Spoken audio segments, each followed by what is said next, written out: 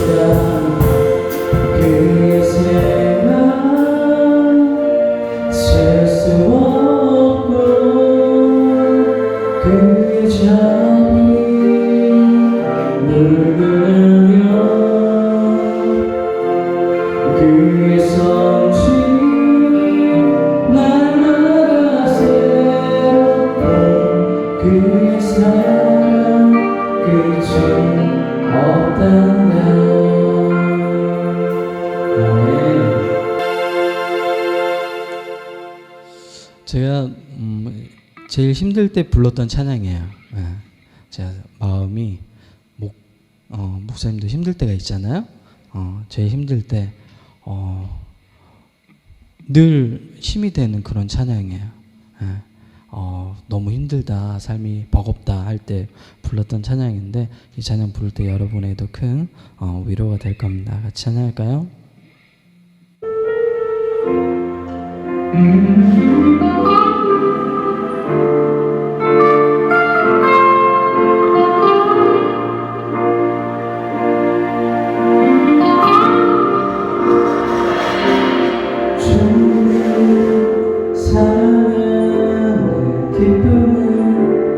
즐거움을 빼앗기지 않게 하소서.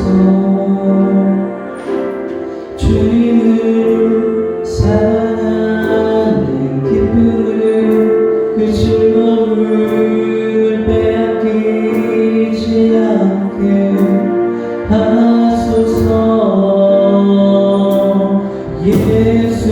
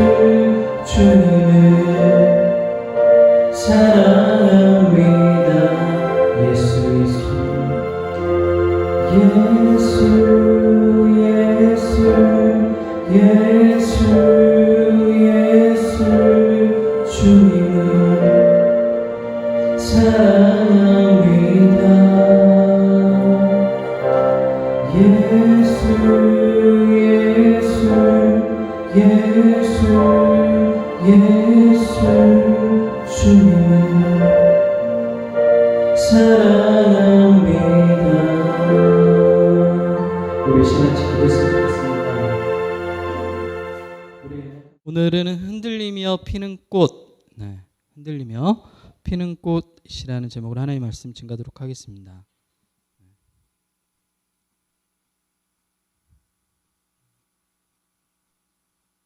아동부가 같이 예배하는 것도 처음이네. 우리 서준이만 있었는데 그리고 로이하고 예원이 중학생이지. 예원이는 축복해요.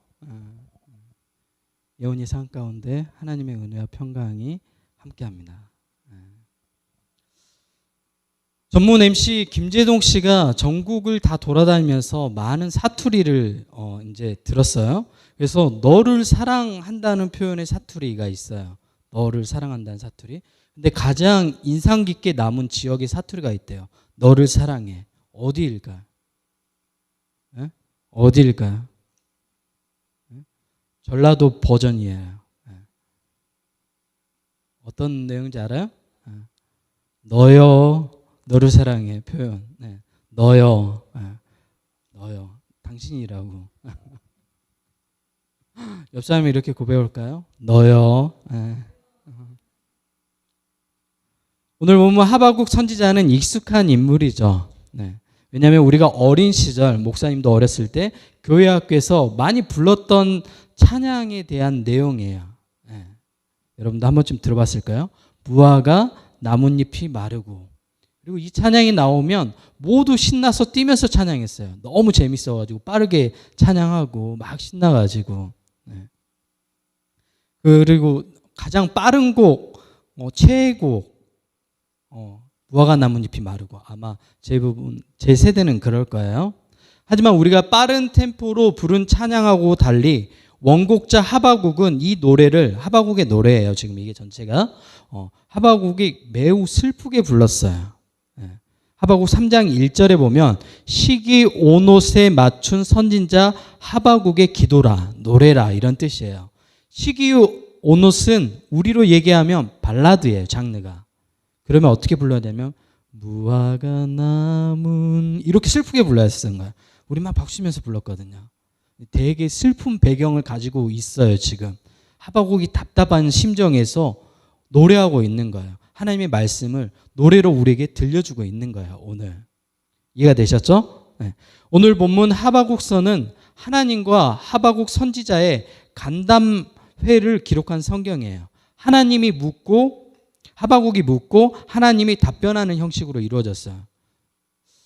제가 언어를 좋게 표현해서 그러지 하박국이 하나님께 따지는 거예요. 화가 나서 하나님께 화났어요. 여러분도 하나님께 화날 때 있죠? 살다 보면 그런 상황인 거예요. 하박국 선지자가 감정을 추스르지 못하고 하나님께 따지는 이유가 있어요. 왜냐하면 하박국이 살았던 시대가 언제냐면 남유다가 멸망하기 직전이에요. 남유다는 하박국의 나라예요. 우리로 얘기하면 우리나라가 멸망하기 직전이에요. 우리나라도 멸망했을 때가 있죠. 언제예요? 조선이 마지막으로 멸망했잖아요. 일제가 침략했잖아요. 그때 시기인 거예요. 일본인들이 들어와갖고 우리 이름도 다 바꿔버려요. 목사님 이름도 나카무라로 바꿔버리고. 그리고 언어도 다 일본 말 써야 돼. 벤또 이런 거 써야 된단 말이야. 어떠겠어요? 나라가 없어지면 굉장히 슬프겠죠. 그것도 하박국은 하나님의 백성이었어요. 하나님의 민족이었단 말이에요. 근데 그 하박국이 오늘 어떻게 해요? 나라가 멸망할 상황에 놓인 거예요. 그래서 너무 화가 나서 하나님께 따지고 있는 거예요. 이해되시죠? 네. 하박국이 살던 시대가 남유다 말기였는데 이때 같이 활동했던 선지자가 예레미야, 우리가 지난번 설교 때 살펴봤죠? 스바냐, 나움, 요엘 같은 많은 선지자들이 활동했어요. 많은 선지자가 활동했다는 것은 이 시대가 악한 시대였다는 거예요. 네, 목회자들도 타락하고 나쁜 목회자들 많이 나오고 성도들도 타락하고 하나님 말씀대로 살아가지 않는 사람들, 자기 욕망에 따라 살아가는 분들이 많았던 시대예요. 오늘 본문 하박국 선지자가 활동했던 시기가 이런 시기예요. 분위기가 어떤지 알겠죠? 그래서 매우 슬펐던 거예요. 그래서 오늘 이렇게 노래하고 있는 거예요. 상황이 이해되죠? 네. 하나님이 어찌 바벨론이 하나님의 백성을 짓밟는데 가만히 계십니까? 하박국이 묻고 있는 거예요. 우리 표현으로 하면 뭐죠? 하나님 내가 이렇게 힘든데 하나님 왜 제 기도에 응답해 주지 않죠? 하나님 저 너무 힘들어요. 하나님 저 여기 있어요. 하나님 왜 제 이야기를 들어주시지 않으세요? 저 너무 힘들어요. 라고 하박국이 얘기하고 있는 거예요. 우리도 인생이 살면서 너무 힘들고 지칠 때 하나님께 따지죠. 지금은 목사가 된 고 이종칠 목사님의 아들의 이야기입니다. 고 이종철 목사님은 고신 측의 작은 개척교회를 했던 그런 목사님이에요. 어느 날 교회 안에서 싸움이 일어나요. 교회 안에서 싸움이 일어나면 목사는 자기 책임이라고 생각해요. 그래서 기도원에 40일 금식 기도하러 들어갔어요. 그리고 하루, 이틀, 3일, 그리고 드디어 17일째 되던에 기도원에서 연락이 왔어요. 이종철 목사님이 돌아가셨다고, 금식 기도하다. 가족들이 어떻겠어요? 깜짝 놀라서. 너무 충격이었어요.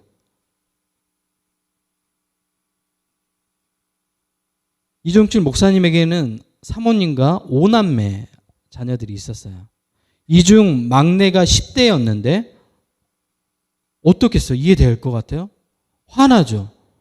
우리 아빠는 하나님 위에서 일하는데 아빠를 왜 데려가요? 이제 10대 남자아이가 분노함인 거예요. 하나님을 향해 삿대질하고 욕하고, 여러분이 자주 듣는 거 있잖아요. 씨 뭐뭐 이런 식으로 해가지고 개 뭐뭐 접두어 개 붙여가지고 얘기하잖아. 이렇게 막 얘기하는 거야. 너무 화가 나니까. 이해되죠? 네. 어린 아이가 볼 때는 아빠는 하나님 위해서 일하는데 왜 아빠를 데려가냐고. 너무 화가 나서 그렇게 하는 거예요. 그리고 이 이종칠 목사님의 남은 가족들은 이제 미국으로 이민을 가게 됩니다. 미국 시카고로. 10대 시절 하나님을 원망했던 막내 아들은 이제 나이가 10대에서 20대로 성장했어요. 근데 그 마음 가운데 뭐가 있었어요? 여전히 분노가 있었어요. 하나님을 향한 분노, 세상을 향한 분노, 공평하지 않는 것에 대한 분노. 왜 어린 시절에 자기가 사랑했던 아버지가 하루아침에, 그것도 자기 욕망을 위해서 한 것도 아니고 교회를 위해서 기도하러 갔는데 하나님 데려가 버리니까 언제 터질지 모르는 폭탄 같은 인생이에요. 누군가 툭 건드리면 언제든지 자신의 모든 분노를 쏘아낼 준비를 하고 있는 삶을 하루하루 살아가는 거야. 그런데 어느 날 하나님께서 이 청년을 만나주세요. 그리고 이 청년이 알게 된 게 있어요. 하나님과 목사였던 아빠와의 관계를 알게 된 거예요. 어떤 관계였는지 하나님께서 말씀해 주신 거예요. 그리고 하나님과 아빠 목사의 그 맺었던 그 약속이 여전히 하나님이 기억하시고 아들인 나를 통해서 이룰 거라는 것을 알고 있었어요. 하나님은 여전히 기다리며 그 약속을 지키셨던 거예요. 그리고 이 청년이 드디어 깨달은 거예요. 철이 들었죠. 그리고 신학을 하게 돼요. 이 사람이 바로 분당 우리 교회 이찬수 목사님이에요. 여러분도 한번 좀 들어보셨죠? 네. 이찬수 목사님 다음과 같이 고백합니다. 분당 우리 교회를 개척한 이후 사람들이 몇만 명이 몰려오니까 깜짝 놀란 거예요. 자기는 그렇게 능력 있는 사람이 아닌데 개척하면 우리처럼 일해야 돼요. 예. 하루하루 버겁고 사람들 세워놓으면 또 나가고 세워놓으면 나가고 이런 분위기여야 돼요. 근데 막 물밀듯이 몰려오는 거예요. 막 사람들이. 그리고 어떤 고백을 하냐면 자기 아버지가 뿌린 씨앗의 열매를 내가 거둔다고 얘기하는 거예요. 아버지는 비록 실패한 인생이라고 다들 얘기했어요. 기도원에서 돌아가시고 아무것도 이룬 게 없는 것처럼 보이잖아요. 근데 하나님께서는 그 아들을 통해서 그 일을 여전히 신실하게 이루어 가고 계시는 거예요. 하나님의 계획과 시간은 우리의 시간과 우리가 생각하는 계획과 달라요. 하지만 하나님은 오늘 우리에게 말씀합니다. 하박국 2장 3절입니다. 비록 더딜지라도 인간이 생각할 때는 더딜지라도 내가 생각하는 그 타이밍에 아닐지라도 기다리라. 지체되지 않고 반드시 응하리라. 이루어지리라. 또 다른 한 사람을 소개하려고 합니다. 이 사람은 여성이에요. 이분이 쓴 글을 직접 인용해 드리겠습니다. 1984년 8월, 제 이야기 아니에요. 이 여자분의 이야기예요. 8월 2일 나는 오늘도 버스를 타고 수유리로 넘어갔다. 지금 80년대 수유리니까 그때는 시골이었어요. 지금이야 번화가가 됐지만. 시골길을 하염없이 걸으면서 오늘도 어김없이 죽음을 생각했다. 약을 먹고 죽을까? 아니면 손목을 그어서 죽을까? 하지만 그것은 내가 취할 길이 아님을 나는 한 번 더 확인하고 되돌아왔다. 나를 살리기 위해 십자가에서 돌아가신 주님께서 주님의 뜻을 위해 내게 주신 남편이므로 나는 사랑해야만 한다.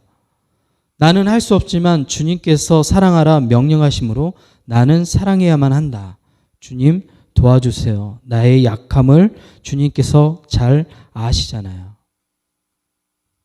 그리고 잠이 들었어요. 불행한 결혼 생활로 인해 죽음을 생각했던 한 여성의 이야기입니다. 이분이 최근에 은퇴한 이재철 목사님의 아내, 사모님이에요. 여러분이 잘 아는 가수 이승윤 씨의 엄마인 거예요. 현재 이재철 목사님은 목사님들의 멘토로 불릴 만큼 아주 훌륭한 목사님이에요. 목사들이 가장 존경하는 목회자 그러면 이재철 목사님 항상 손 안에 꼽아요.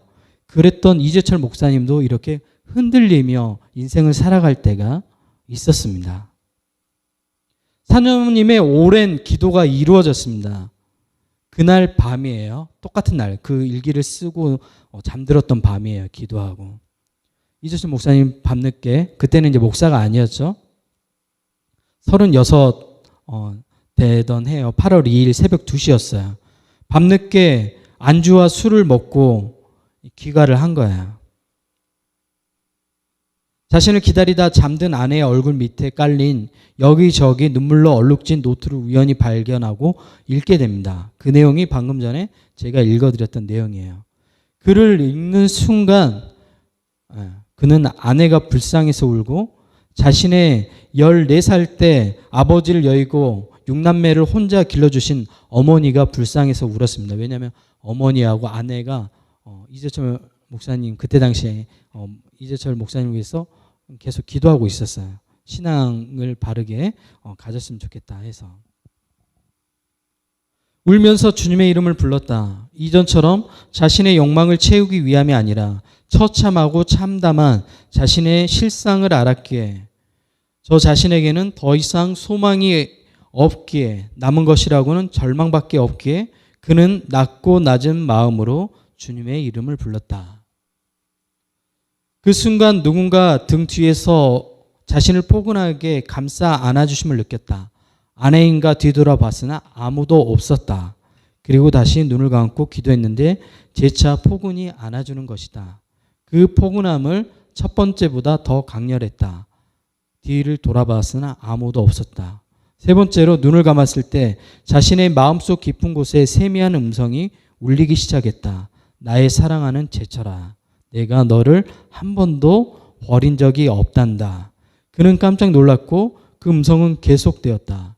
내가 나를 버리던 그 순간에도 나는 줄곧 너와 함께 있었단다. 앞으로도 나는 영원히 너와 함께 할 것이다. 이는 내가 너를 사랑하기 때문이다. 그것은 분명히 주님의 음성이었다. 이게 이재철 목사님의 고백입니다. 그리고 이 일 이후에 손에서 그렇게 떠나지 않았던 도박하던 습관하고 술 마시는 것들이 끊어지기 시작했어요. 변화가 시작된 거죠. 누가 시작하죠? 우리 안에 착한 일을 시작하시는 분이 예수 그리스도의 날까지 그 일들을 이루어 가시는 거예요. 우리는 하나님의 뜻과 계획을 알 수 없죠. 하지만 우리는 아는 사실 한 가지 있죠. 하나님은 신실하다. 하나님은 신실하다. 하나님은 신실하다는 것은 다른 말이 아니에요. 하나님은 내 인생을 그 가장 누구보다 잘 아시고 내 인생을 반드시 인도하신다. 제 어머님이 83년도에 돌아가셨어요. 목사님 어머님이. 제가 막내였어요. 네. 할머니 등에 엎여 있을 때고 어머님이 기독교인이셨어요. 돌아가실 때 그렇게 많이 우셨대요. 할머니 이야기로는. 저는 기억이 없어요. 그때 기억이 없어요. 너무 어려서. 근데 돌아가신 어머니 그 얘기를 하셨다고. 막내는 어딨냐고. 막내가 너무 어리니까 걱정이 되는 거야. 그랬더니 할머니가 이제 외할머니가 얘기한 거야.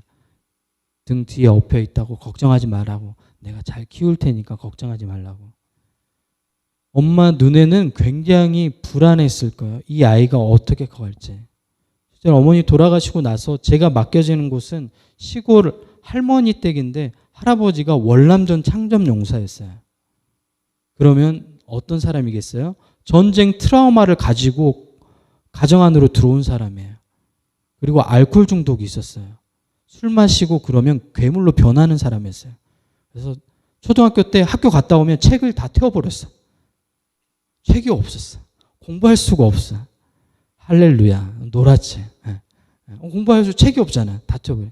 학교 가서 선생님이 책 어땠냐고 그러면 할 말이 없는 거야. 할아버지 태워버렸는데. 그리고 술만 마시면 막 때리고 막 그런 사람이었어요. 여러분 표현을 하면 그런 사람이었어요. 그런 환경에서 소망이 있어요? 없죠. 없겠잖아요. 근데 하나님은 그대로 두지 않으셨어요. 하나님은 저를 찾아와서 좋은 사람들을 만나겠어요. 그리고 교회 공동체에서 좋은 선생님, 좋은 목사님 만나게 해주세요.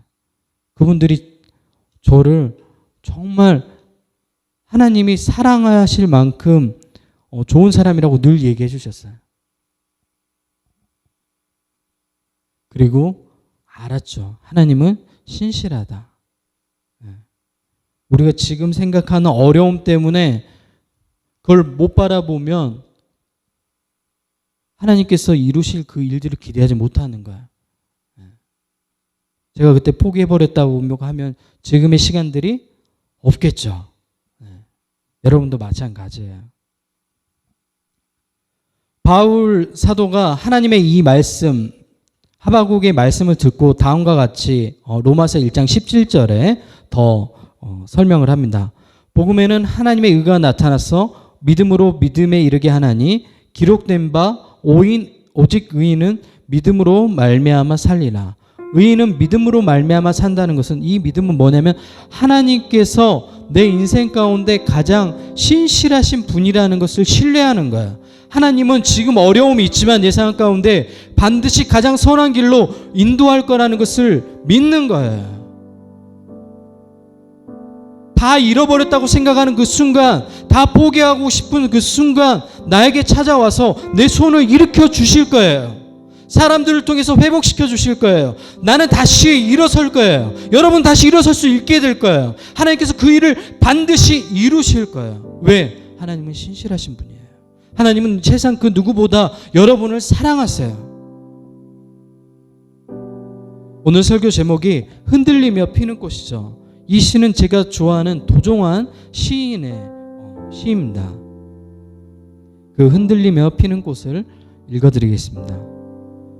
흔들리지 않고 피는 꽃이 어디 있으랴.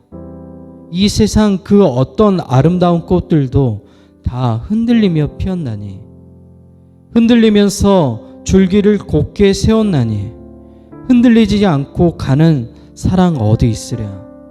젖지 않고 피는 꽃이 어디 있으랴.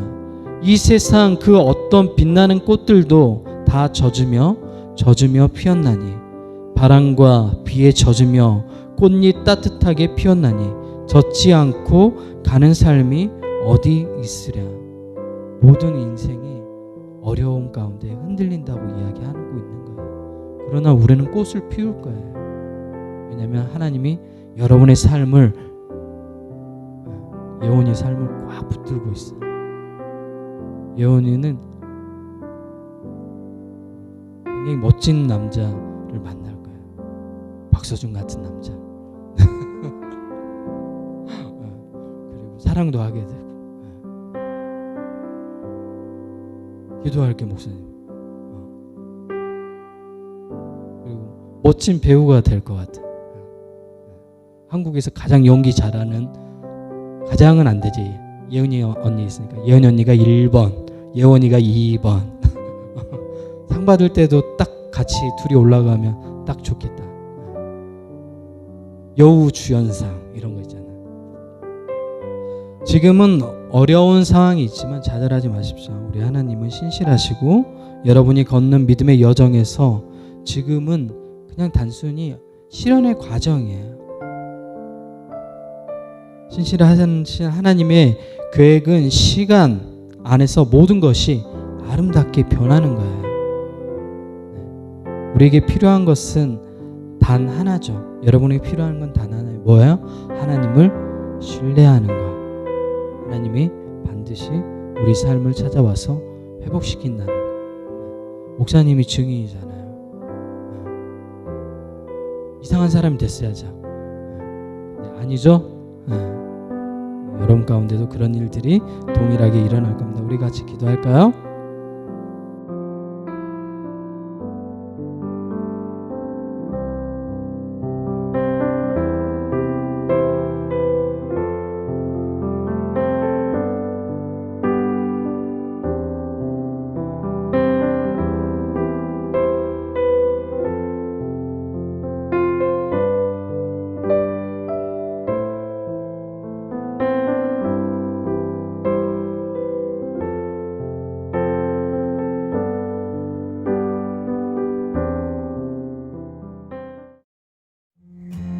뉘에븐교회 성도 여러분, 한 주간 잘 지내셨나요?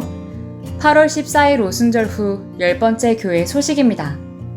첫 번째 소식입니다. 오늘 예배는 3040 세대와 함께하는 여름 수련회 특집 예배로 진행합니다. 예배는 현장과 온라인 동시에 진행합니다. 두 번째 소식입니다. 코로나 확진자 재확산으로 인해 8월부터 주일 예배와 새벽 기도를 제외한 모든 모임은 온라인으로 전환합니다. 자세한 내용은 교회 단체 카톡방에서 확인해 주세요. 세 번째 소식입니다. 코로나19 진단키트가 교회 출입구에 비치되어 있습니다. 필요시 사용해 주세요. 네 번째 소식입니다. 온라인 헌금은 재정 투명성을 위해 헌금 종류와 실명으로 교회 카카오뱅크 계좌에 헌금해 주세요. 즐거워하는 자들과 함께 즐거워하고 우는 자들과 함께 울라. 한 주도 폭우로 피해를 입은 이웃과 함께하는 뉘에븐교회 성도 모두가 되시길 바랍니다.